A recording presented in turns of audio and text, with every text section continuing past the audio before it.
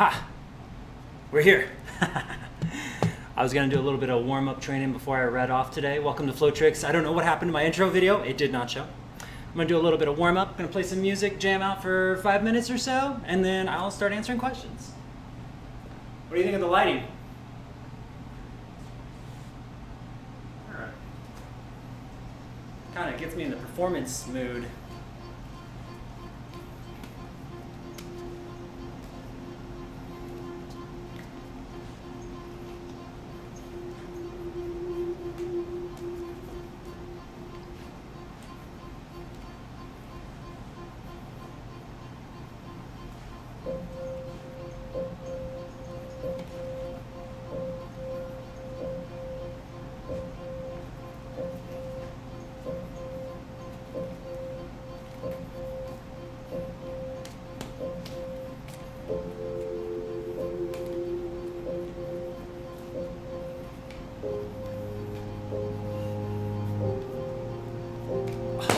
Missed the finger roll.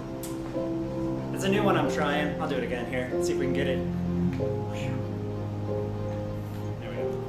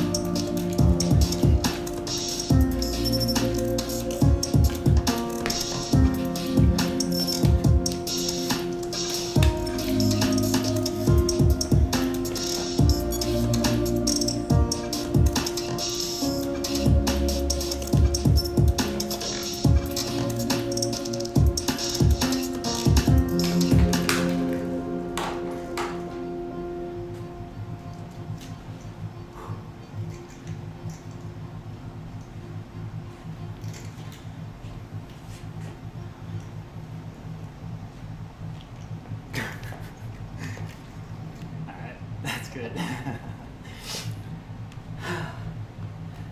All right. Welcome to Flow Tricks. I'm turning off my speaker. There we go. Just give me a second here. Add a little extra lighting for y'all today. Come on now, turn off. How's everyone doing today? Welcome to our Sunday night live stream where I answer all your questions about nunchucks, performance, ninja stuff, from the way I see it. Don't get me wrong, there's a million ways to perform, so, or to spin or any of that. So this is just one guy's ideas. But I have been refining it for a little over 10 years now. So I think we're on our 12th year, I believe. It's been a while. So hope y'all are doing well. I'm here to help y'all get better at spinning, or at least more comfortable, or give you a little bit of direction, whatever you see better as. Whew, man. I felt like I needed to get that out. It's been quite a crazy week, let me tell you. But I feel like this whole year's been pretty crazy. There's been some really good things that have happened too, though. Like flow tricks, like these live streams. It's been awesome talking to you all every weekend. We've been doing this since March, and I see familiar faces that I see every week, and sometimes I see new, and it's just really awesome. So let me just get started, and then I'll start answering questions. Before I begin, I always want to thank Flow Toys. They make almost all my LED gear, and Dark Monk makes almost all of my fire gear, as well as most of my training nunchucks. Big, huge thanks to both y'all. And also, if you don't know, if you ever do order from Flow Toys, you can use FlowTricks, coupon code FlowTricks, to get a discount. So do that, and it also kind of helps FlowTricks as well. Also, just again, don't forget to ask questions. This is the whole point of this live stream, is so I can answer your questions. Also want to tell you guys about, we've got about a week, I think we're extending it about a week longer, but we've got the Flow Tricks compilation video. So 15 seconds of you spinning, flowing, being awesome. You can either send it my way, ken.flowtricks@gmail.com, send me a 10 to 15 second clip, or go on the Facebook group and actually go to the guy that's organizing all the videos. His name's Anthony. Just go to Facebook, open up the official Flow Tricks group, find that group on Facebook, join, and then look for Anthony's post, because he's the one actually putting together all the videos. I'll just be forwarding it all to him. He's the awesome guy doing all of it. So big, huge thanks to Anthony for that as well. And as always, before we begin again, all these live streams are based on your charitable donations. So thank you so much. It's not really based on donations. I'd be doing it either way, but if you like what you see, this is kind of how I'm keeping myself through this COVID thing, since performances are way down right now. If you like it, you can send a one-time donation, paypal.me/flowtricks. Or if you want to support monthly, we've got over 100 exclusive videos and more, as well as Zoom classes on Thursdays, which have progressively been getting bigger every week, which is nice. Start off very small. That's on patreon.com/flowtricks for more information, so check all that out as well. Okay, long-winded intro is done. I am going to go ahead and jump on Facebook really quick. You guys can watch me type. Want to make sure no one is ask me any questions. It's really easy to see all the YouTube comments, but for some reason Facebook never shows up, so I just want to make sure. Okay, so let's go ahead and go through the shout outs here. So Flow Arts Tutorials was the first to post. Welcome, Anthony. Anthony, right? Yeah. And hey Ben, what's up? Dutch Flying Nunchucks. Hey, Gunther here. Last Thursday I sent you a link of my 20-second movie. Any feedback? Sure, yeah. Let's go ahead and review that movie you sent me. I've got it. I thought that was a submission to the challenge, but I can definitely take a look and we can do some feedback online with that. Dutch also says, today died my first pair of nunchucks. I did some hyper bounces on my hand. I felt the plastic pipe break. She was only 5 months. Well, congratulations. Congratulations on your first destruction of nunchucks. DON. You should have a wall, almost like a graveyard of accomplishments for every hyper bounce that destroys a chuck. Almost all of my chuck destructions were from hyper bounces, by the way. And until I realized how to pad my power, I went through a lot of nunchucks, especially when they were chain. Rope tended to last longer than chain. But yeah, hyper bounces can definitely kill your nunchucks. And welcome, Santiago. Dutch says, a week ago I got a new pair of chucks for my birthday. It was with a rope. It was so funny. For work, I'm trying to do a horizontal finger roll above my head. With chain, I couldn't make it. And let me guess, the rope was easy, right? When I tried with rope, I made it 3 times in a row. What a big difference in some moves, chain or rope. Absolutely, absolutely. Finger digit rolls, all those kinds of things, usually are easier with the rope. You got a little bit more grip on your finger, as well as it's just so much more bendy. Hey, what's up, Ike Flow? Good to see you. Santiago, hola Ken. What's up? Alpha Mega, or Alpha Zero Mega, sorry. Hope you enjoyed your Labor Day weekend. Enjoyed? I'm still enjoying it, y'all. We still got one more day. One more day. Thank you, Santiago. Yandertail, hey Ken, hope you're good. You got this? Yeah. You know, I am. It's been, I don't know. This whole, usually I'm like super positive a lot of times, but this year's been one of my tougher years just with regards to like, I don't know if you guys go through this, but we all have like chapters in our lives. That's the way I see it. Like usually like I'll go through even up to a year or several months where I feel like there's this, it's almost like a book and there's this chapter where there's this big tale, and this year has been really rough. Like I think this year I've had to deal with a lot of letting go and death and I don't know. Just it's been a lot. It's been a lot of big, heavy subjects. So, it's so like I said, it's been a bit of a struggle. But you know, if there's one thing that I always got, it's my art, and it always helps me. It always helps me focus. Always. Dutch says, last week I saw an awesome movie of you doing the anti-spin with thumb rolls. One of the coolest moves I've ever seen of you. Oh, cool. Thanks. Hopefully I can do it again. I'll show you. It's been a while. Those anti-spins with thumb rolls are really easy to lose because as you're doing the roll, you have to make sure that the rope is on the exact point on your thumb that you're moving, or it'll fly off your finger. It's really tough. Hey, what's up, Ray? Good to see you. Dutch, today I tried the front to front 720. I accidentally made it a 180. Is that possible? Of course, yeah, absolutely. You can go on and on and on. You can kind of re-syncopate and get quite a big, I mean, you can keep it going with a loop. It's almost like, you know, when those people, I don't know, some people can do a finger roll infinitely and just keep it going. And there's this loop that you can do. I can't do an infinite finger roll, but I can definitely do like a front to front and keep it going a couple rotations extra. All right, and welcome, Andre. All right, so we've got everyone. I think the first question that we had was regarding a video that was sent. So if you could just give me 1 second while I run over to the video, and we're gonna open it up. Give me just a sec. There's Gunther. I'm gonna go over here. Is this right? Perfect. Hey, look, it's me. Give me just a second here. It's my good old Facebook. We're gonna open up.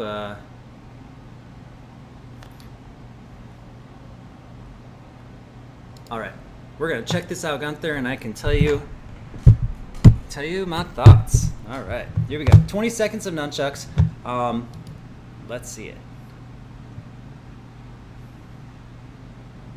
Catch, nice. Nice rotor pass to an underhand throw. We've got these horizontals going, very nice. Ah! That's not one that's, oh, well then, you just ended it like a boss. I will say, I really like this ending over here. Just bam! You know, I would even hold that longer because you totally owned that move. So you might as well just sit there for a second and enjoy the applause that you're about to get with that. This is a good video. This is great. Let's see, I made the choreography exactly after you told the 20 seconds video. Here's mine. Unfortunately, it's getting a little dim, but I'm sure that you, my sensei, can see exactly what I'm doing, and I can totally see what you're doing. I can totally see it. That's just a problem sometimes with low light. You'll get these exposures. It'll try to compensate with low light by turning down your frame rate, which is really funny because sometimes people have talked to me, like some people will say, oh my gosh, Ken, you're so fast, your nunchuck disappeared on camera, but I'd like, no, my frame rate just went down, that's all. And this is actually a trick. This is a trick if you want to look like, if you want to impress someone or look like you're going faster, is to record on 15 frames a second. It's action movies record at 25 frames a second instead of 30, which is normal on televisions. And of course now they got 60. So like when you watch an action movie at 25 frames a second, losing those extra 5 frames actually makes it more dynamic. It makes it look like it's a little more chaotic. So when you go down to 15, everything is like, so like on some of my videos, the nunchucks completely disappear. I'll do a throw and it looks like it just vanished out of sight and I'll catch it again. It's really funny. But yeah, that's a little trick if you want to impress people that don't know better. Just record it in low light and make sure your exposure is really up and get those frames per second down, and then watch your chucks disappear. I like this video. I think this is good. I'm gonna go back to it really quick and then we'll continue forward here. I like this video. I'm going to talk about it because you said a choreography. It's really hard for me to tell. Like with a choreography, there's the choreography as a performer, a choreography as a spinner, and then a choreography as a martial artist. And there are three different approaches. Like a choreography as a martial artist, of course, is going to be in his deep stances, throwing punches, throwing kicks, getting all that down. The choreography as a spinner is exactly this. It's going to be like you'll have these premeditated moves that you do with the focus. The focus of the choreography of a spinner is to just unleash a great variety of moves that feel great to you and look great to other spinners, that challenge your skills to the max. And then choreography as a performer would be like creating aesthetically pleasing and awe-inspiring motions, but also selling it with your body movements and things of that nature. So if you want to tell me what you were looking for with regards to that kind of choreography, as a spinner, I think this is great. I think that there's some transitions, and we all miss it. Like right there, you can see that was a good save right there too. I think as a spinner, you have a great variety, I really like that, and that was very smooth too. That was sick, and I love the ending. That was so good. I gotta say, I think this is great.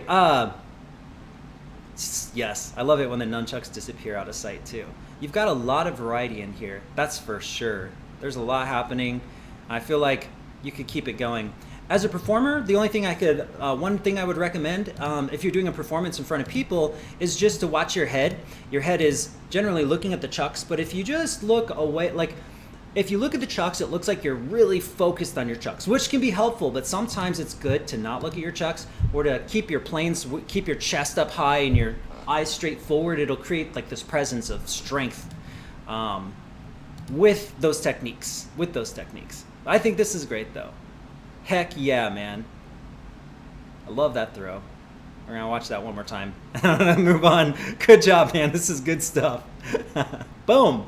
Yes. I almost would even just really accentuate that catch and just because that's the last part of it. Just pow, and I don't know if you can make an explosion behind you, get some guy with fireworks to shoot it off, but that's it right there. Boom. That was a good catch. Anyways, good job, man. Very good job. I love it. Proud of you, man. Proud of you. If you have specific questions about your video, though, if you want me to go a little bit deeper, just let me know. There's a few directions and angles. I just need a little bit more of an idea of what you were trying to accomplish and what you might have questions for. All right, next we're gonna go down a little bit more here. Actually, I think that was the only question so far, except for enjoying my Labor Day weekend, which was pretty cool.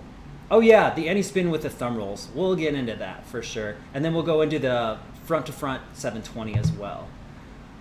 Let's do that. Okay, first off, let's go with, oh my goodness, the anti-spin thumb roll. Let me try this. It's been a minute, okay? It's been a minute since I've done this move. You guys got to understand, sometimes I'll do a move, and I won't revisit it for years. So, gonna butcher this move, aren't I? So tough to get an anti-spin. The thing about an anti-spin thumb roll, and I've got to recatch it right now, but eventually you should be able to keep it going forever and ever. Let me see. I might be able to go this way. Let's see. And go to the thumb. You guys can watch me botch it up a little bit. Doesn't this make it more human though? Look, it's wrapped around my thumb. I can't get this last part. So I can get the first anti-spin finger roll. I just can't seem to continue it yet. I could probably get it back in time. But basically you're trying to do, for instance, if you're doing a thumb roll and you're trying to anti-spin it, really the big idea to keeping it in motion is to make sure that when the rope is on the opposite side of where your thumb is moving, that's when you move it. For instance, if you're in the middle of your spin and the rope is down here and you move your finger up, it's completely going to detach. So you really want to coordinate the speed of your spin with the movement of your hand, which can be kind of tricky. Because again, you've got a 50-50 shot if you're just guessing when to move your hand, that the rope isn't on the other side of your thumb, which will make it just completely drop. That's really the trick to it. Eventually you should be able to kind of feel it through, and eventually you should be able to do like exchanges. The problem is the anti-spin has such a pull that I can't seem to initiate the second. So I can get it to here and I can get to my thumb, but I've got no oomph to give it a pop so I can go into a second one. Now there's probably a way to do it, I'm just missing it. So right now, that's what I could recommend though, is work on getting it to the opposite finger and shooting it. And then when you exchange it, again, the problem is since we're in anti-spin, it's hard to inject it with power again, as opposed to if we're in spin, we just move our hand in the same direction. But if we start moving our hand before we initiate the thumb roll or the finger roll, then, well, we're gonna lose power. We're gonna kind of lose it a little bit. So it makes it a little bit trickier. All right. The next question is, I tried a front-to-front 720, accidentally made it 180. Is that possible? I have problems with the catch of the 720. So, I mean, I could only guess that like you can just keep the chuck going. Actually, no, I guess that's about as far as I can take it. So you're gonna have to show me a video, because once you get past that, the rope pretty much ends. Now, there are some ways that you can keep it going if you go the other way, like we can just keep it wrapped around, but that's more of a back-to-back kind of motion because you can re-scoop. But if you go this way, you generally have a limit before the chuck just kind of rolls off your hand. See, because once it reaches this point, it's going to flop off. So it's really hard to reinitiate. I don't exactly know if that's a 1080, but it goes that much. That's 2 full rotations, so yeah.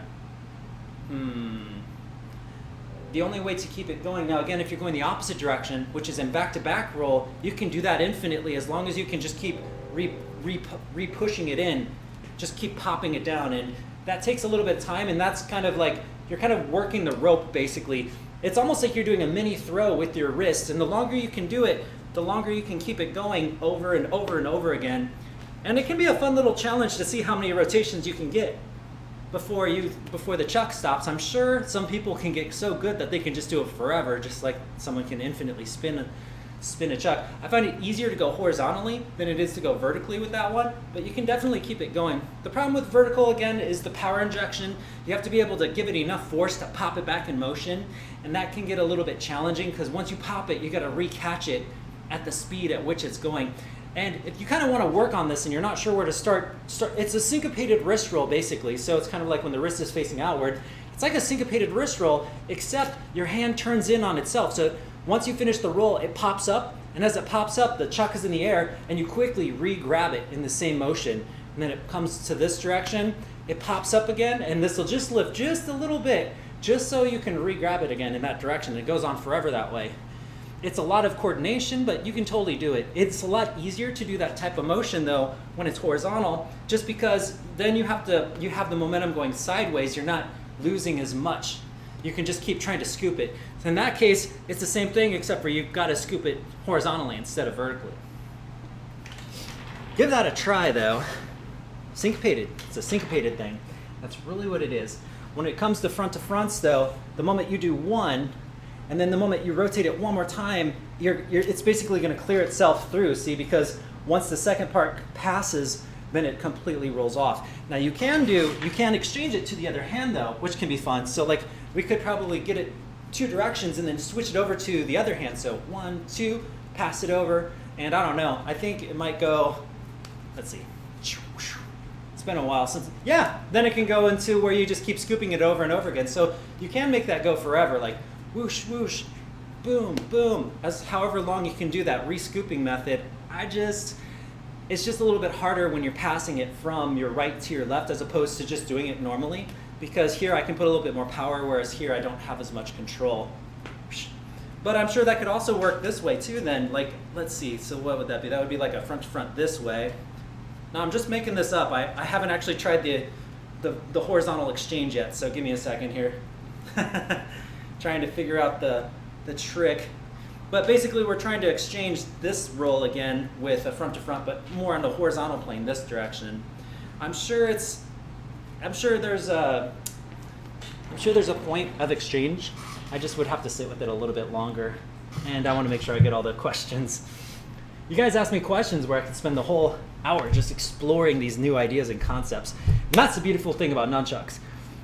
There's still so much more to explore and so much to that you can play with. It's great. It's fantastic.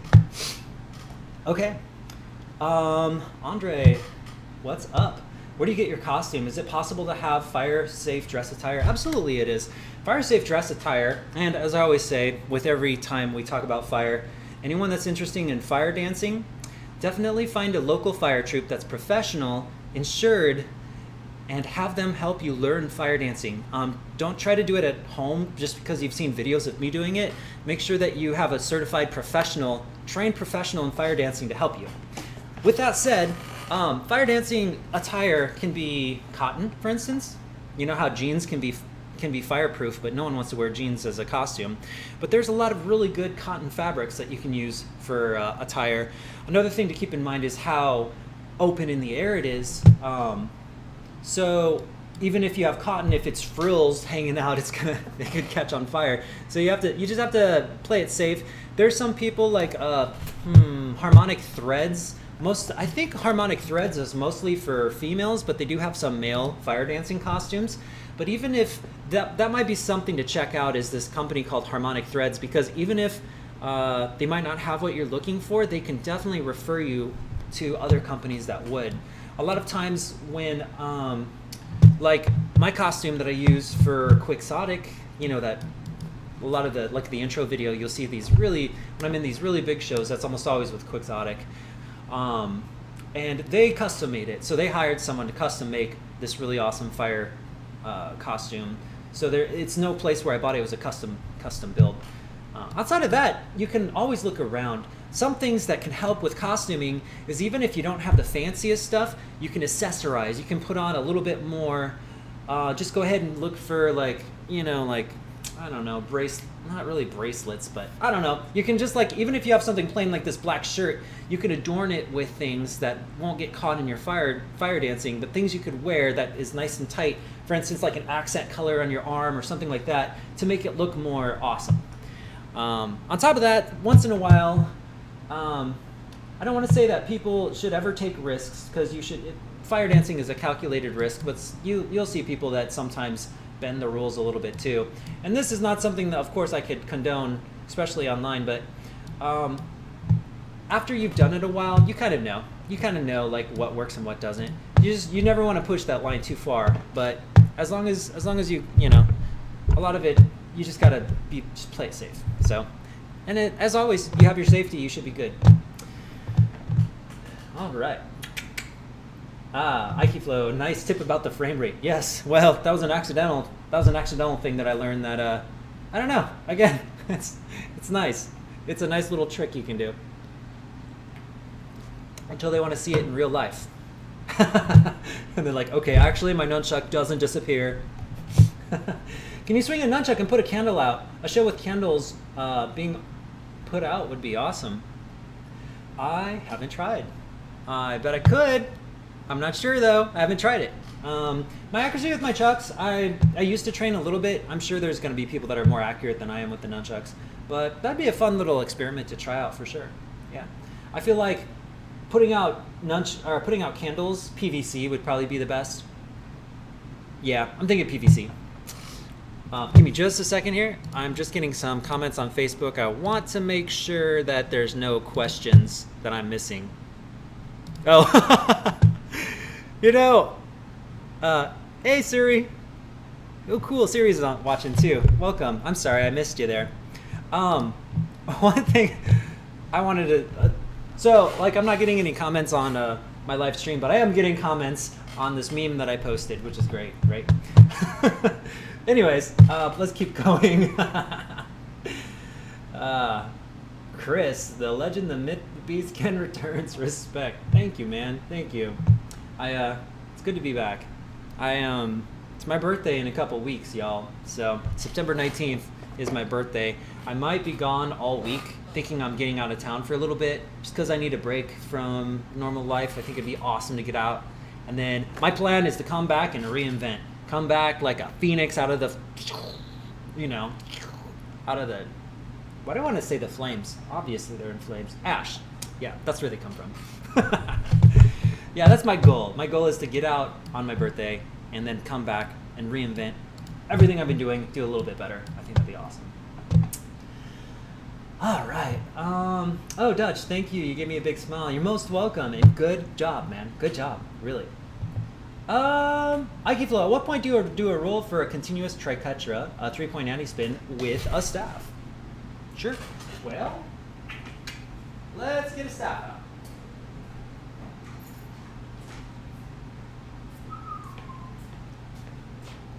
Now we all know that whenever we're doing rolls or in an anti-spin fashion, the number one rule is the object has to be on the opposite side of your hand. Well, it needs to be in the direction that it's going. So I'm gonna use, now this is Flow Toys, y'all, by the way. Flow Toys is so cool. It's okay, be jealous, or get one. I'm gonna show you how, so when I do like hand rolls with a staff like this, what I'm actually doing is I'm doing a back-to-back hand roll like this, but this is really wonky to me. So what I've done is I've added an extra step to smoothen it out by using my fingers. And now you can see that there's a lot more smoothness in this roll. This will also allow me to do an anti-spin with it too. So let me show you how this works. Instead of just, this would be a regular nunchuck hand roll that we would usually do, right? You try to roll it around the back of your hand and back. That's kind of wonky, but what I like to do is sneak my pointer finger over. So when my thumb is facing upwards, I sneak my pointer finger over, and then the staff rolls over my finger instead of the whole part of my hand. Because it's just rolling over my finger, it doesn't have to get over this big old hump, which kind of throws everything off a little bit. So it's just rolling over my finger. Okay, I'll show you what I mean. It is gonna roll across the back of my hand one time, I'll show you. So here's the center right here. It's gonna roll across. It's gonna roll across the back of my hand like this until I get into back grip. Because this, once it becomes back to backs, now it's gonna be the same thing. Pointer finger rolls over here, it goes over the top of the finger, whoosh, and then we re-grab it. So pointer finger rolls over, and then it's just rolling over the finger, and then I reach over. So it's gonna go like this, and then it's still gonna cross over, but it's gonna cross over a lot less than if it was going across the back of the hand, which again covers so much more ground that it kind of has like this long, wonky falling feel. So I fake it by throwing my finger over, and you can see it still goes over the hand, but it doesn't cover as much distance. So it makes it a lot smoother. Once you do that, the timing for this is first get into this hand motion where you're just going over the finger, sneak that finger over, roll it through, and catch. And then the moment you go roll it with the finger, lift it up to the first point, hand roll it to the second point, pull it back. Sneak your finger over. So again, sneak the finger over, sorry. Rolling it over the finger. Come on here. We're in back grip first. Back grip for a nunchuck because the center is right here. So it's almost like I'm in a back grip with the nunchuck. Pointer finger goes over, and as we go to the first point up here, I'm rolling it over my pointer finger. Oh wow, I'm blurry. Let's try this again. There we go. Yeah, see how fast? I'm blurry. So we got to get in back grip first, and then once the pointer finger goes over, we roll it up to here, and then as soon as it's rolling across the back of my wrist, it goes here. So finger roll up to the first one. I'm going to go back up here so we can get some more light. So the essential idea is once you understand this concept, pointer finger, then it rolls to the back of the hand, and then we grab it, it's going to go pointer finger, rolls back to the hand, and grab it. And it just extends over this 3 points until you have this little hand roll anti-spin that's happening. So it's just taking the technique and moving it over 3 different points. Pointer finger's on this point, back of the hand spins on this point, and then basically recovering, going back here, you know. So one more time, getting that back grip, goes over the pointer finger to the top, and it goes across the back of the hand here, and then we're rotating it back to where we're getting ready for the pointer finger again, and then it'll sneak forward, back of the hand, and over. And it just goes on. And what's cool too is if you can do this technique, then you can also reverse the direction anytime just by going over here, and it'll be a pointer finger, the hand roll happens over here, and you pull it back to a pointer finger, and you have this really nice isolation that you can do. And you make sound effects and everything, it's great. So you can go backwards or forwards real easily. And it's the same technique, you're just changing the rotation of your arm. Can this be done with chucks? I'm sure it can, to some degree. You won't be able to rotate your finger over it because you'll go into a finger roll because you got that rope in the way. But you definitely can play with it and come up with some cool ideas. So I hope that helps. All right, Dutch. I think the thumb anti-spin is a bit early. I'm only training 5 months. Yeah, the thumb roll anti-spin is definitely, I would put that at an advanced level. It's going to be, once you can get the anti-spin, once you can get the thumb roll and you just want more, put them together. That's really, I think most advanced moves are just intermediate moves combined. And most intermediate moves are just usually basic moves combined. So it's just like this constant stacking of techniques. All right, Mr. Zeps. Hey, what's up, man? How many years did you spin chucks in? Why did you begin? What was your first experience? Sure. Well, interestingly, I did martial arts for 13 years, and then I stopped because I don't want to say I got tired of learning how to break someone's arm another way, but it's kind of truth. Like after 13 years of doing martial arts, I got a little tired of it. Like, because I was learning new techniques, but it just felt like the same thing. Like I felt like I wasn't really growing anymore, and I wanted to be an instructor, but then I kind of changed my mind, and so I fell out of martial arts for a while. And then I actually dated this girl that did not like martial arts at all. So obviously when we broke up, the first thing I did was get back into martial arts, get back into all the stuff that I like held back doing. I'm not gonna say it's that, but that was part of the reason why I started looking for an outlet again. I wanted to go back to the things I used to do. And then when I picked up nunchucks, I stumbled across some videos, actually. People were doing freestyle nunchucks way back in the day too. And that's kind of how I started. I saw other people doing it. I was like, oh my God, you can do this like that? That's crazy. I'm generally not the kind of person to ask for advice too much or to like follow tutorials. I generally am the kind of guy that will lock myself in the room and try to teach myself. And basically that's what I did. I created my own style, even though it's it pulls a lot from styles you've already seen. And that's totally cool. I don't think that anyone could come up with techniques that haven't been made to some degree from somewhere, but all of our styles are unique. And so most of my style, I should say, came from just me locking myself in my room and trying to explore different ideas and theories out just to see if it would work. To me, that's the greatest thing is exploring. Like when I'm doing, and performing too, but for me, when I'm doing nunchucks as a spinner, I love exploring and coming up with new concepts. To me, that is a great challenge. And once I discover it, then how can I make it aesthetic, or how can I make it cooler, or what can I combine to it to make it different? How unique or different can we make this, even though it's usually just a bunch of moves that we already know? And that's kind of the whole thing of it. That's what I like doing. That's also why I'm not always, I can show you a move and then I won't practice it for 3 years, and then someone asks me about it and I'm like, oh yeah. But I do have a lot of moves to teach because of that too. But I don't have them all refined, and I haven't practiced some in years. So there you go. But on the flip side, I can do chucks, staff, double staff, sword, I don't know. Made up my own H staff and bugang, and I do a lot of different things because I just keep learning and keep reaching for that new thing. I think if I stopped learning new things, I would get bored quickly. Let's see. But I would say the biggest reason why I began was just as a way to like reconnect with my old martial arts self. The coolest thing was I was taking my martial arts and turning it into an art form. I thought that was awesome because I was done like learning how to fight people. I don't know. Again, 13 years is, I feel pretty good about it, I felt pretty good. Can't beat up everyone, but what's the point? I don't know. That's what I was thinking. I was like, what am I even gonna, I'm a nice guy. Am I even gonna get in a fight? And if I do, like, I don't know. So yeah, it was nice to be able to continue it, my journey, and transform it into something that I feel like super beneficial and very, very helpful. Not that that martial arts isn't, but I just like going my own way, and this has been an excellent way for that. Yo, what's up, Ninja Bacon? Good to see you. Flow Arts Tutorial says nice. And wash hands, wash hands. Chris Wentworth says amen to that. A candle, this man could slay an army. I'm not Chuck Norris. Ray, after COVID, you should do an in-person fire chuck shop. I would come. Oh yeah, absolutely. After COVID, I think a big one will be, when I did my Costa Rica retreat, and I've done it 3 times, it's always been fun because it's like we spent 1 to 2 weeks in Costa Rica and we just trained. We trained nunchucks all day, and we definitely did fire spinning too. That was part of the curriculum.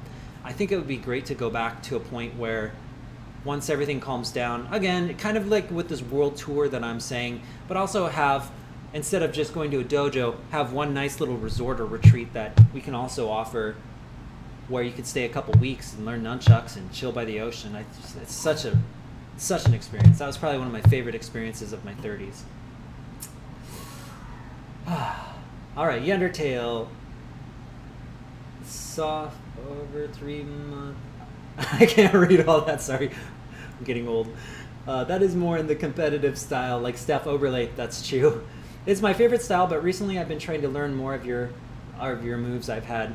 Now, Steph Overlay, that guy is a beast. He is a beast. Let's go ahead and pull him up since we're talking about Steph. I feel like Steph is over, I don't know where he's from, but he's kind of doing the same thing that I've been doing. He's been making some big waves, but let's watch one of his videos because he's pretty boss. Oh, I'm hitting the wrong button. There we go.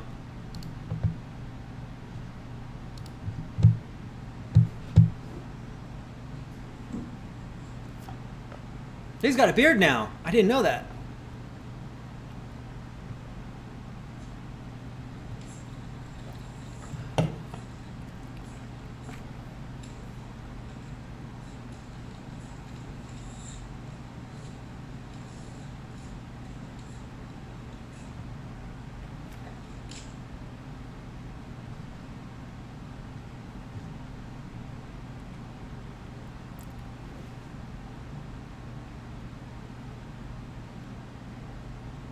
Is that it? Nope, I think I see more. Here we go.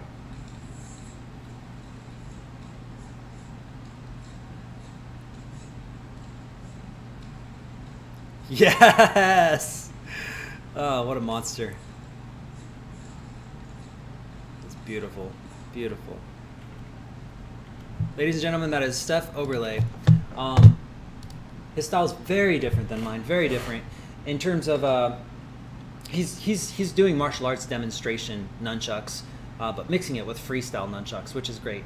I've kind of turned it more. I'm not a flow artist. I'm not like I haven't joined. Well, I technically am, but I haven't like converted over into the flow art side. But I borrow a little bit of that, and then mine's more, I would say, circus arts style, which is slightly different.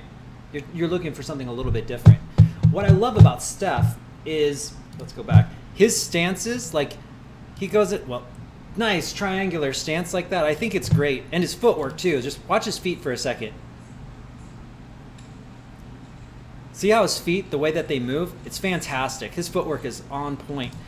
So like his chucks are really great too. Don't get me wrong.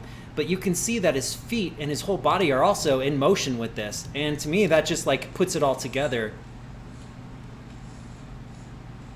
Yeah, that's great. So, I would call that more, so like mine is more, I don't want to, how do we describe our differences? His is definitely more in the sports realm, and mine is more in the circus realm. I think that's going to be the best way to describe it. Which, you know, a lot of people think circus, they think clowns, but, you know, you shouldn't think clowns anymore with circus. You should think a bunch of out-of-work performers. Kidding. Let's see here. Thanks, Ken. I'll have a go at that. But yeah, Steph Overlay is amazing. He's a great, especially if you want to do like a martial arts style. He does have some tutorials. Doesn't have a ton, but he does have some tutorials. That's great. He uses a special kind of nunchuck that's almost the opposite of mine. They're smaller. The chain is very, very small, and they're super, super light. These are not super, super light. These are padded, but they resemble more fire chucks. So interesting. Steph does spin fire chucks as well. Just a different style. You're gonna be able to get different kinds of techniques out of his chucks compared to mine, which is really interesting though. It's really interesting to compare the two for sure. Mad respect for the guy though. Oh, what's up, Halikoa? A little late for class today. My apologies. I guess I'll forgive you this once. Don't be late again. Ken Lee.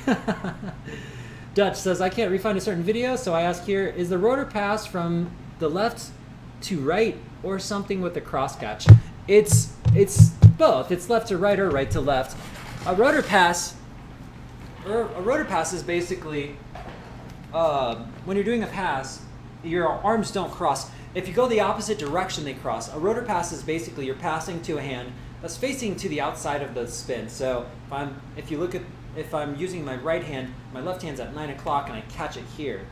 And then what's going to happen is my right hand's going to pop it up and my left hand's gonna twist with this, so it'll rotate as far as it possibly can until we can't go any further, and then my right hand grabs. So it's 2 passes. It's 1, push it over, 2, 1, 2.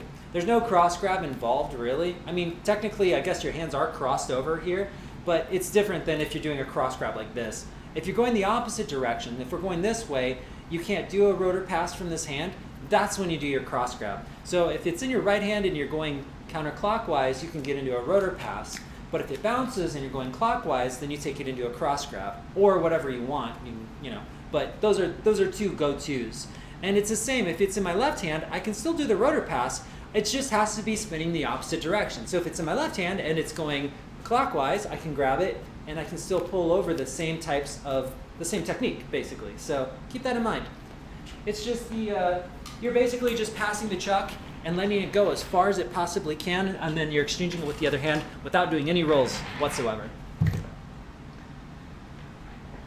All right. So hopefully that helps. Let me know. Ninja Bacon, the H-staff you made is dope. I'm working on Kratos chains. It's basically a cross of double sword poi, double chain whip puppy hammer. Wow.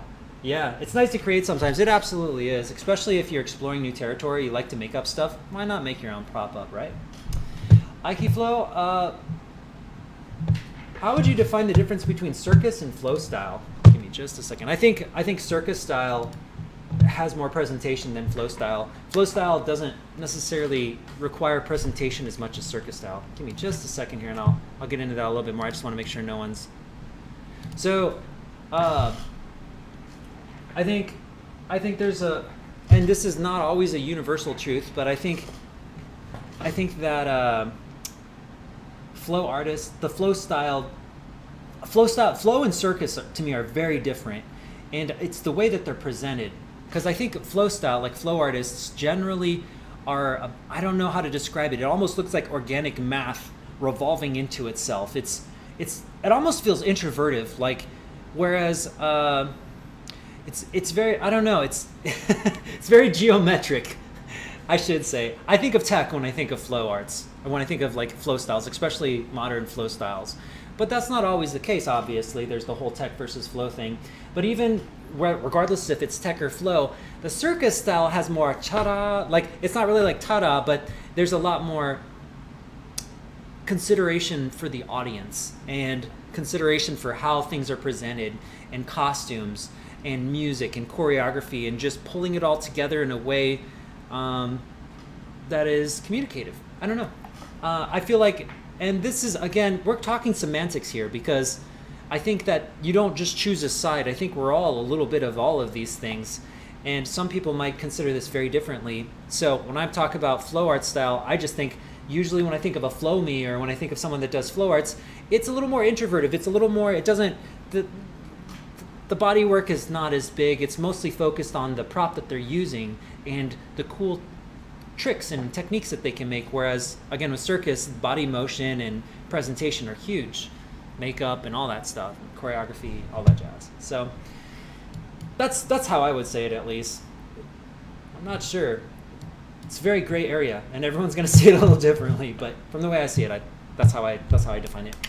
It's definitely, you can definitely see the difference between like a circus artist and a flow. If you put them side by side, you can definitely see like someone that's deep in the flow arts scene, someone that's deep in the circus scene. That's really generic thing to say. So do not record just that section and like put me on blast. I'm not saying it's a perfect analogy, okay? Everyone like bleeds through and crosses corners, but I can say that generally speaking, circus is more about presentation and flow is more about the techniques and the skills. All right. Ninja Bacon, Love God of War. Maybe someday I'll have its own place in the community with an H-staff as well. Maybe, man. Maybe. I don't know. If I could make my H-staff fly and come back to me like his axe, that would be pretty cool. Santiago Ken Masters. Ray, wow, Steph's footwork and stances are on point. Gonna watch some of that stuff when the stream's over? Yeah, Steph is amazing. We started almost about the same time, to be honest. It's kind of cool. We started, yeah, it's been a while. It's kind of cool. It's been kind of cool watching the journeys. Would it be fair to say flow is internally focused and circus is externally focused? I don't really know, man. I mean, I consider spinners and flow artists different too, though, because when I think of a spinner, when I say spinner, I mean someone that spins. When I call someone a spinner, it's someone that does this for themselves. They do it for how it feels and how it connects. So in that way, there can be absolutely no presentation outside of how it feels to them. When I think of flow artists, sometimes I do think that they are kind of performing with it, but they don't necessarily. There's just something about the presentation that is different. It still feels more introvertive even while it's extrovertive. I don't know exactly how to say it. It doesn't like, it's not as capitalized again on, presentation. I don't know. It's kind of like actors in a movie. It's kind of like, okay, I know a good way to describe it. It's kind of like when you're watching theater or when you watch the movies, how the actors are different. One is like when you're in a theater, they're shouting and they're giving their chest voice to project outward, and they make bigger movements. And in a movie, it can be a little bit more subtle, but there's different focuses. I feel like that's kind of the difference, and it's really hard to describe. It's just a feeling, I guess. Outside of that, Dutch. That was the name cross grab. When you use a bounce, you can do it infinitely. Yep. What's the movement after the initiate a cross grab, or how to do it infinitely from left to right? Sure. Well, if you're doing a cross grab, you can always just do it infinitely with a number 3 bounce.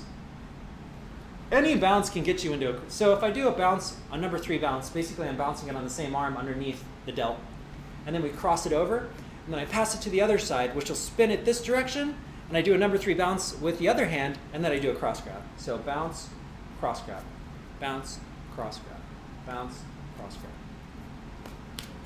and then you just go forever. Now, if you're in here and you're in a rotor pass, it's as simple as going into a bounce. So anytime if I'm doing a rotor pass and I want to go to the cross grab, it's the same thing.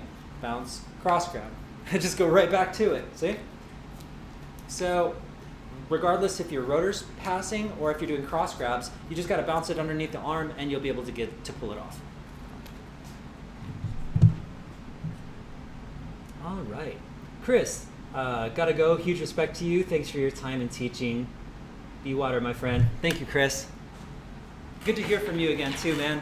Hope to see you next week. As always a pleasure to see you. Have you down. That's awesome. Yeah, and yeah, man. Happy Memorial Day for those who are celebrating. Kasim says, what are some other weapons you would recommend to learn? Thanks for doing your thing, man. I mean, I think staff and 2 staves are excellent. I think those are excellent props to learn.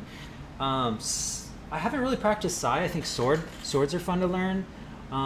Knife fighting is really fun. Like learning some Kali is awesome. I think, and that's the one thing I haven't really practiced a whole lot of is knife fighting, but I used to do it when I was younger. We did quite a bit of knife tactics and knife techniques. I can show you all kinds of fun little things. I can show you all kinds of little fun things to do with a knife. That's kind of interesting now I think about it. I should definitely pick it up and see if I can get some knife flow in again. Right. JRW combat tutorials. Hi, do you have a katana sword or for you for tricks with them? I do. I think my son's borrowing it right now. I generally use a blunt katana, obviously, because I'm not really all about cutting fingers off. And I will tell you guys this too. It's really funny. The biggest complaint I have on my YouTube video is how to unsheath a sword. All of the sword lawyers came out to correct me on how dangerous it is. Even though my disclaimer in the very beginning was that this is just for show, this is just for demo. I always think it's funny that you could give a disclaimer and say, hey, we're just going to do this for fun. Okay, this is not combat tutorials. And then people will still come on your video and say, this is ineffective in combat. I can't believe you're teaching this. It's like, yeah, that's kind of what I said. I think it's funny, right? So, yeah. Anyways, I'm just rambling. I think that's funny. Dutch Flying Nunchucks, thank you. Got to work on that. Santiago, any advice to stop hitting my head? Yeah, sure. Wear a helmet. Get your planes, man. If you're hitting your head, work on your planes. There's something that is not right, because as long as your planes are straight, you should not be hitting anything except for what you want to hit. So a lot of times, you might have an idea for a move, right? But if your muscle memory is not coordinated, even like if we spin behind the back, like the reason why you hit your head is because you haven't trained the back, like conk, right? There's going to be some sort of muscle, like I said, it's your muscle memory, because especially when you're moving in a direction that you don't normally do in real life, you have to train yourself. Like, not a lot of people spin with their arm out wide, so their plane gets wonky. It'll like spread out, and you got to teach yourself to get this nice and straight again. So even just one thing you can do is spin circular spins like this, and just practice keeping the chuck as straight as you can. You could imagine there's an imaginary wall in front of you, or you can even put a piece of tape on the ground, and then eyeball the bottom and make sure the chuck is in line with the tape, or just stand up to a wall even, and just hold it in front of a wall and make sure your chuck doesn't hit the wall, and just work on those planes. Now, it could be that. I mean, obviously there could be other things, but planes is usually the number one thing that gets people. Also, people forget that if you go up one direction, it's going down the other direction. So when they do things like neck passes, sometimes they'll be facing it upwards here to try to get the neck pass high, but then it's coming low down here, or it's hitting their shoulder. And what they really need to do is the opposite, which is if you need to go anywhere, kind of give it a little bit, kind of tilt it just a little bit lower, and then angle it upwards, and it'll come up the top a little bit more. So sometimes it's just thinking about those angles too, but anytime that you can have a nice straight plane, I would say 90% of the times you hit yourself will go away. It will not help you when you botch a catch though, and it hits you in the face. Or if you're doing a buzzsaw and you didn't realize it was a little bit longer than you think, and you smack yourself in the nose. So there's going to be times where you still hit yourself. Or if your grip is just a little bit too low and you didn't compensate for, you know, the distance or something like that. But planes will definitely be, I would say that's probably the biggest factor. So that would be where I would start with. All right. Dutch says, the last thing I want to learn this week, throwing the chain unwinder from left to right. Often the nunchuck gets stuck behind my thumb. How can I do best? Sure. So if you're doing a chain unwinder and you're trying to throw it, right? You're probably throwing it from the opposite end. That would make it easier. So there's two different directions you can throw a chain unwinder. If you throw it from here, this is the only part where if you're throwing it, your thumb's in the way of the throw. But if you go this way, if you go the opposite way, if you start here, your thumb won't be in the way. You just basically have to clear your fingers out of the way. So what's going to happen is, instead of the chain unwinder, if I'm using my left hand, if instead of the chain unwinder being where the thumb would be in the direction of the chucks, would be in the rope, actually go the opposite way where all your fingers would be in the rope, right? And what you're going to do is you're just going to twist up. You are going to twist it up just a little bit. So your hand's going to twist a little bit, and then you're going to lift up a lot. And it's actually going to pull itself off of your hand. So you move it a little bit, and you pull it up a lot. And you see how my thumb is just kind of pushing away from the rope on this side, like this? That way, as I pull it upwards, the rope, even if it does hit my thumb, it's going to slide off like a slide straight off of it, as opposed to the other side where it's in the way. So again, you can throw it from this direction too, but you'll see that it's a lot harder to get the right motion, and I rarely throw it from there. You can still do it from the other hand, but I find it to be a lot easier from here. Once it's wrapped around the thumb, and you lift it, and then the moment it comes here, even if the rope does catch it, it's going to kind of glide off of your finger because it's up like a slide. Hopefully that helps. All right. Ray, I feel most martial artists who do chucks need more flow arts in their spin, and conversely, most flow artists who do chucks need more martial arts in their spin. I agree. The biggest thing I can say about martial arts chucks is that they rely on, it's combat. So, but if we're talking creative weapons nunchucks, it's very limited.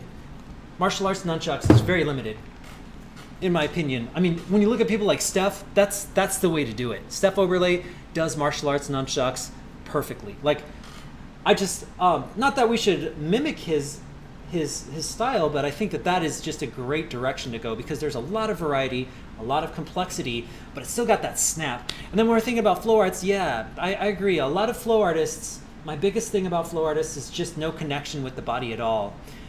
Just the body looking kind of limp even.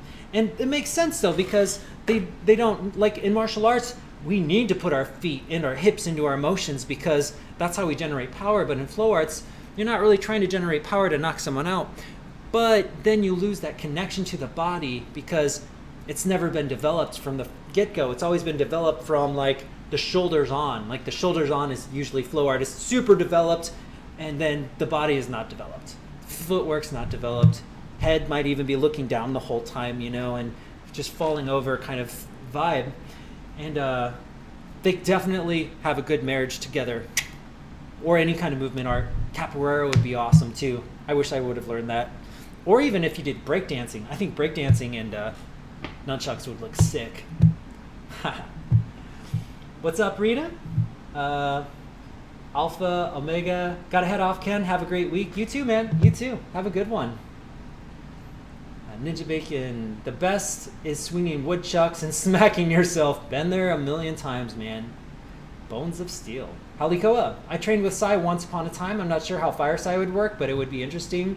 My thing would be figuring out how to close them without burning your arms. I mean, I feel like the wicks would be pretty small on Sai anyways, so you could probably pull it off. My big thing is I think Sai is fun to train with on your own, but I don't know if it would be, like if you're standing in front of a crowd, I don't even know if they can see most of the moves that you do because it's so intricate. It's kind of like pen spinning, you know? It's obviously it's a size bigger than a pen, but if just being on stage doing a pen, you know, like, I feel like not, you know, just, once you get, I think that's the problem with small like props, and I think nunchucks is a great size, but if you get too much smaller than that, it just gets harder to see, I guess is what I'm trying to say. I feel like size kind of similar in that way, like it's harder to perform with, but it's really fun to do, so don't stop just because I'm laughing at it in that way. I'm just saying, like, as a performer prop, it makes it a little bit trickier. But like I always say too, with nunchucks, your body work will sell it a little bit more, or your movement. All right, Santiago, have a good one. Ninja Bacon, Ray, good comment. I agree. Yeah, well, Ray's a martial artist and a flow artist, so he's got both. He knows what's up. Shutdown. I'm from Indonesia. What about you? I am from Iowa, Council Bluffs, Iowa. Right next to Omaha, Nebraska in the United States. I don't remember what my katana is called, unfortunately. I mean, I don't remember the name of the style, unfortunately. Yeah. Ninja, I'm martial turned flow, but you can't take the martial out of me. Agreed. I can feel that. Yeah. There's always an element of martial arts once you got it in there, for sure. Dutch, thanks for all your examples. Gonna sleep now. Stay well. Until next week. Bye. Yeah. Have a good rest, man. Thanks for stopping by. Ike Flow, I agree with what you mean about not focusing on the power with flow artists. I give some club spinners my weighted clubs and they struggled. Yeah. Yeah. There is definitely a blend of all of it, really. And I don't think that there's any one, you can't say that one is better than the other unless you're talking about for specific needs of things. Generally speaking, it depends on what you're trying to do, for sure. But if you learned a little bit of martial arts and a little bit of flow arts, right? If you had the technique, okay, here's the thing. If you had the technique of flow arts, and then you had the footwork and the body work of a martial artist and the stances, and then you had the presentation of a circus artist, boom, boom, boom, you can do all of it. Like, you've got the best of all the worlds, in my opinion. Well, in terms of, for nunchucks especially. Might not work for hula hoop, but that's an awesome combo, I think, because then you can perform with it. In katas, you can do champion, you can do like weapons demos at dojos, you can hang with the flow artists, and you can perform it well and get crowds engaged. It's a great triple combo. Absolutely. Critical hits. Keychain chucks. I used to own some. I never got good with the finger thing though. I felt like, man, this is a lot of work. I know, it's kind of funny. It's a lot of work to like spin it around the fingers and try to get these techniques when I could be learning like something with the other chucks, coming up with something new. So I never really got into it too much, but I did have a pair one time. Ninja Bacon footwork is important 100% from dance performance aspect. Agreed. I agree. It's very important. If you're doing it to perform or to showcase, again, if you're doing it for yourself, it doesn't matter. Doesn't matter. I mean, if you do it for yourself, It's whatever feels right to you so you can express yourself. But if you move beyond that realm, then if you're moving into a realm where people visually have to see what you're doing to understand what you're doing, then everything you do visually is going to have an impact. And that's when it starts to become more important. On the flip side, heavy club swingers struggle with fluidity. Right. It's always a balance, right? And that's the cool thing about a lot of people on Flow Tricks, for that matter, is there's a lot of people are exploring a cross blend of genres, and I consider it to be a very versatile thing. And what's cool is, even like when I'm watching Ray, for instance, when I watch him spin, his style is his own thing, because he's grabbing his own genres of spinning and his own ideas, and he's watching other people and he's pulling those into his own flow, and it just creates your own unique thing. I really like that. I really agree with Bruce Lee when he was just like, take what works for you and discard the rest.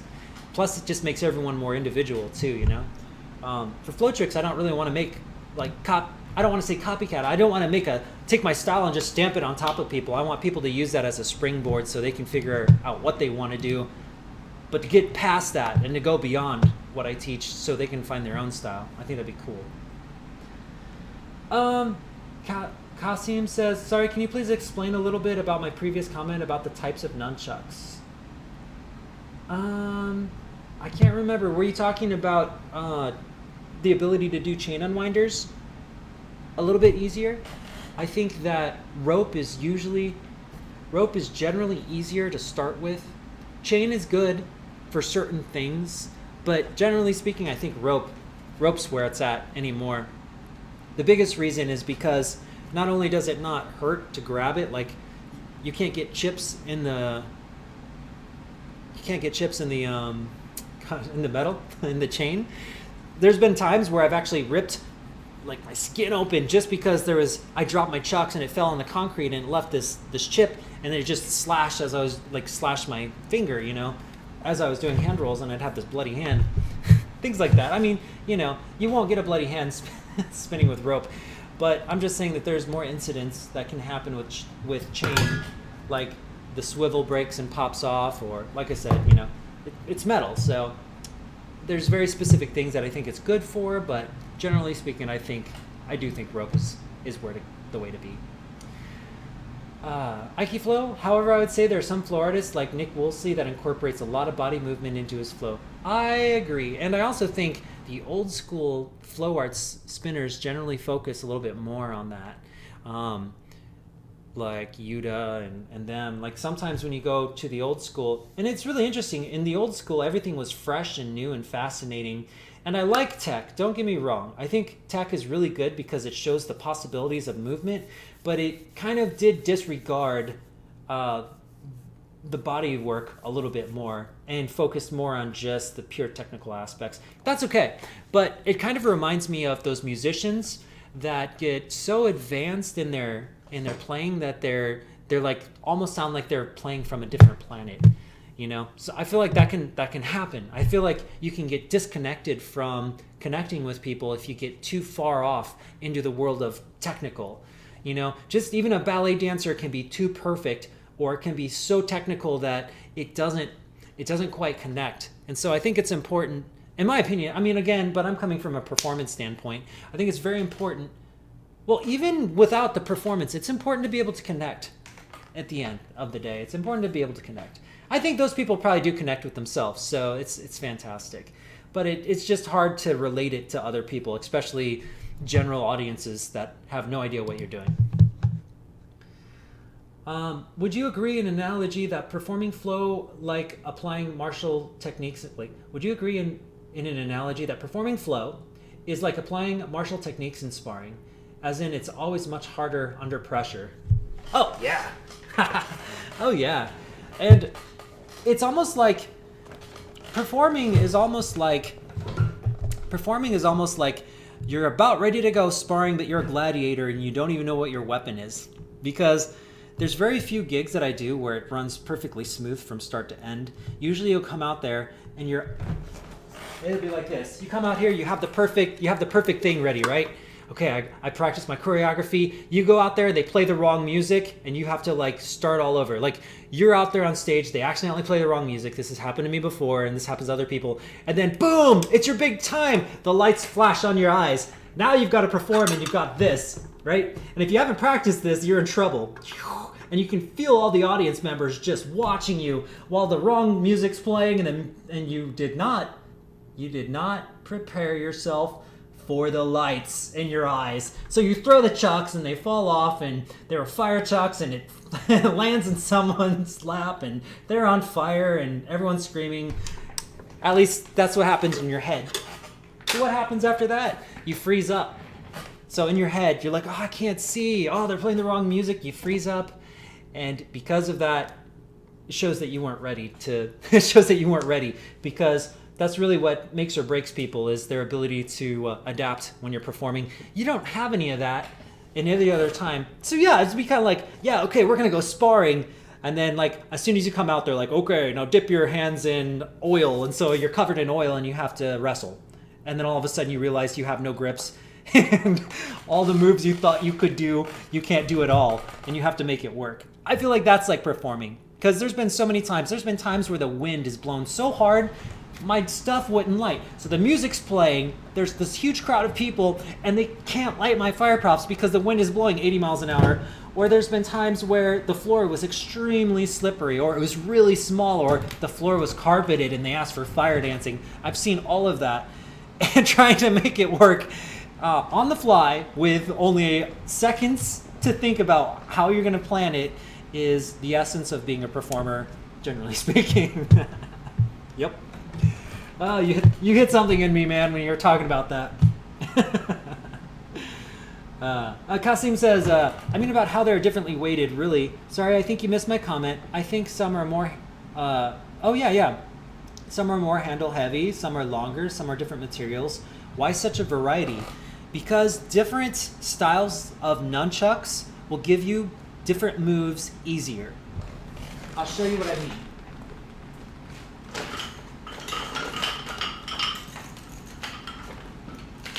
Oh, give me a second, y'all. I'm looking. See how small these are? There's no rope on them at all, right? So with these chucks, they're crazy fast, just like faster than I can even control. Like, I can't even control these things. But what you do have is every time you throw it, you can see that the chucks are very straight, right? And every time I do stalls, the chucks are very straight. Because there's not a lot of rope pulling it, you have very certain moves that you can do. And also when I do hand rolls, I have to do it like down here for it to land properly. But these are really small, and I can't do rope tricks like I could with a longer pair like these. See, now I can do my rope tricks.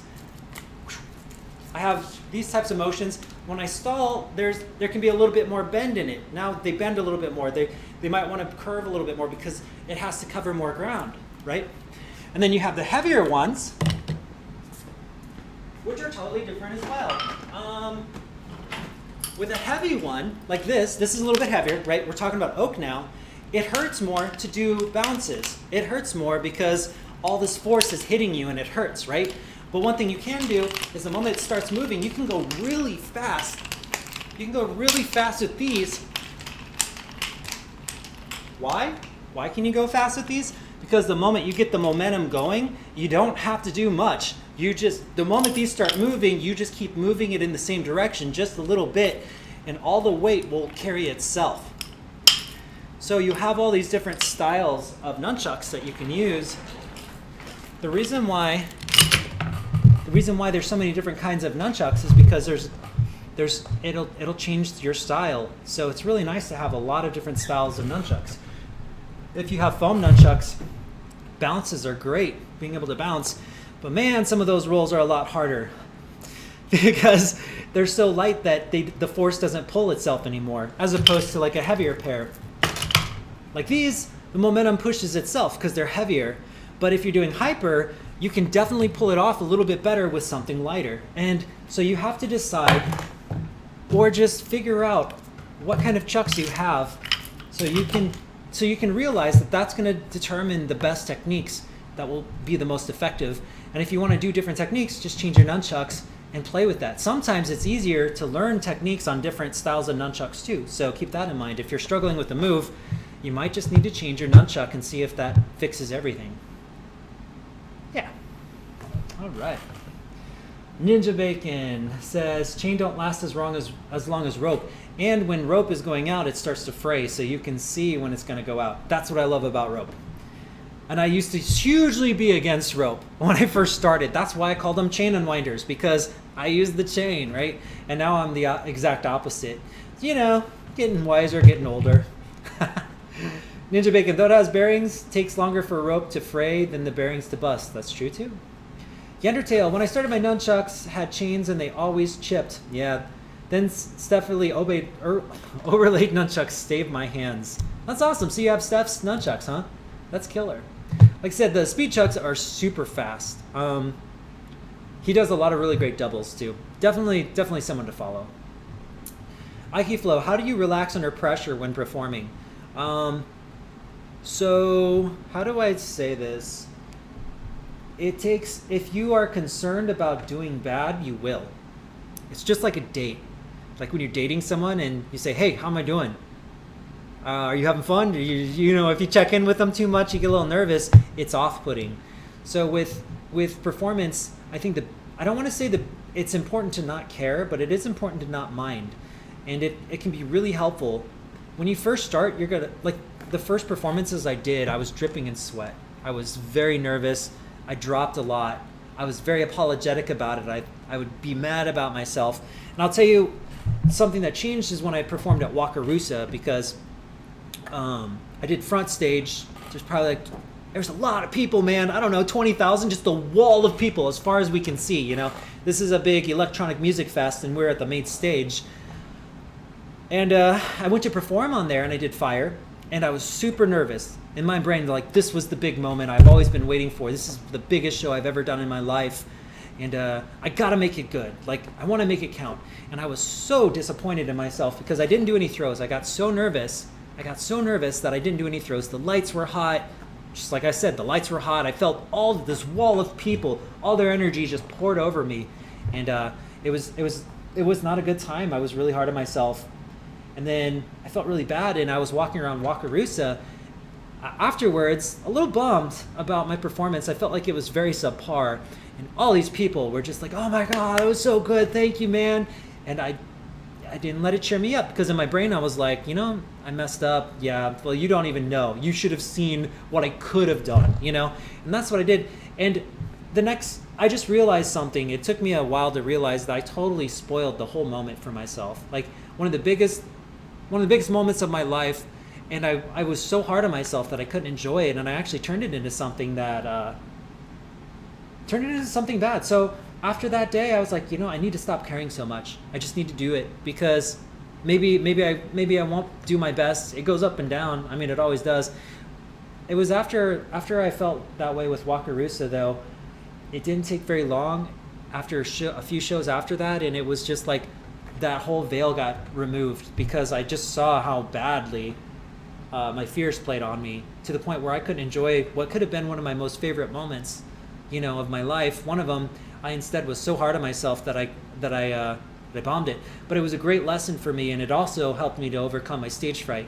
Because when I think about it, I'm like, yeah, you know, it's not 20,000 people. That's what my brain says. Yeah, you've done more. It's cool, and it makes me a lot more relaxed because I went through that experience. But I was pretty hard on myself, and I've never have been again.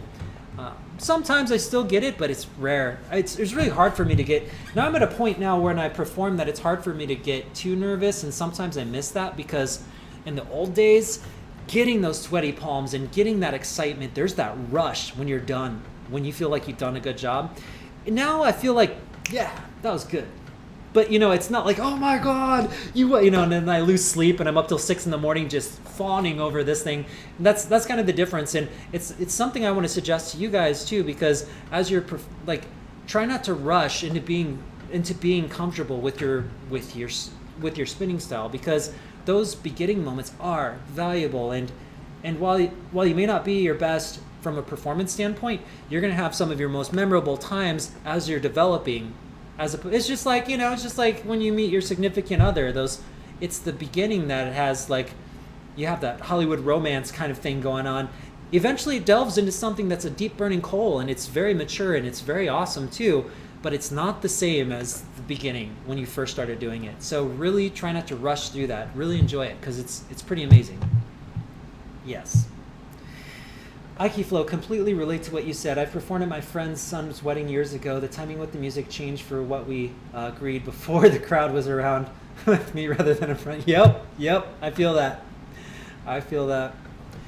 Critical hits. Rope can be tricky though. Recently restrung a pair of hardwood chucks. I think I did a great job, but they have kind of stretched over the last year. Yeah, they can stretch. So you want to, like, usually when I have certain chords, like pull on them, tug, hold on to it for a minute, and then let it go, pull it again, and then see if it's longer, and if it is, readjust. And then you just keep doing that. It's kind of like guitar strings too. You know how you first put on guitar strings, you got to stretch them out a little bit.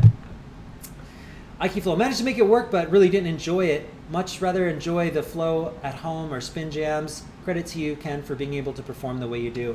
I really do feel like spinning at home when there's no one watching is like one of the best feelings. And then you think it'll be that way with performing until it's like, all right, perform. Do it. And then you feel all these eyes on you, and then you can't even see your chucks, and there's lights flashing in your face. But it shows a really good lesson. And the thing that I've always said before, which is the crowd does not know what you feel. So even if you're panicked on the inside, all they care about is what you present, what they can see. So that should be said. Even if you're in a martial arts, and doing your tournament there, even if you feel completely nervous on the inside, what's most important is how you present yourself on the outside. So because that's all they can't feel what you feel. They can only see your look on your face, and if you look like you're stressed and freaked out, then they'll feel it too. So you can still control a situation even if you feel out of control in that way. Thanks for sharing your story, Ken. Very inspiring and good advice. Oh yeah, you're most welcome. It's you either go one way or the other. Either you stop or you got to face it and go through it. I think that one of the best things that I've ever learned is the ability to laugh at myself. Because until I let myself laugh at myself more, I was really hard on myself, and that is no good. Laugh at yourself better. Laugh at yourself. Congratulate yourself for the good stuff. Laugh at the mistakes. I mean, learn and keep going. That's the best way to go. Anyways, sorry, this has been a really philosophical one for today, huh? Critical Hits Thaco. Favorite songs to flow to? Oh my gosh. It's really hard. I'm going to tell you something. It's hard to find good music. I generally like electronic, like Glitch Mob or Future Primitive, or I'll listen to some rock too, like Nine Inch Nails, old stuff, of course, because I'm an old man. 9 Inch Nails or Linkin Park or things of that nature. I mostly like electronic music though, Spangle and all that good jazz. It's really hard finding good music though, and a lot of times it's like I'm always on the scavenge to find something new that really hits it. So if you have recommendations, I would love to hear your playlists. You can find me, I'm sure, Ken Hill on Spotify. Send me some of your lists. That would be awesome. All right, everyone, we're at 6:23. I think I'm going to head out for today. I hope you all enjoyed. Today we really talked a bit about performing, which I thought was pretty fun, and got to meet Steph, virtually at least, his videos. Definitely keep checking him out. And yeah, I hope you guys have a great Memorial Day for all y'all that are doing that. Wait, is it Memorial or Labor Day? Yes. Yeah, I was just kidding. Yeah, Memorial Day. Yeah, sure. So, I will say, this COVID thing is just it's made my brain a little bonkers, but that's okay. Anyways, I hope you all have a good time, basically. Have a great weekend. Keep flow up. And definitely come back next Sunday and we can chat about whatever y'all want to chat about again.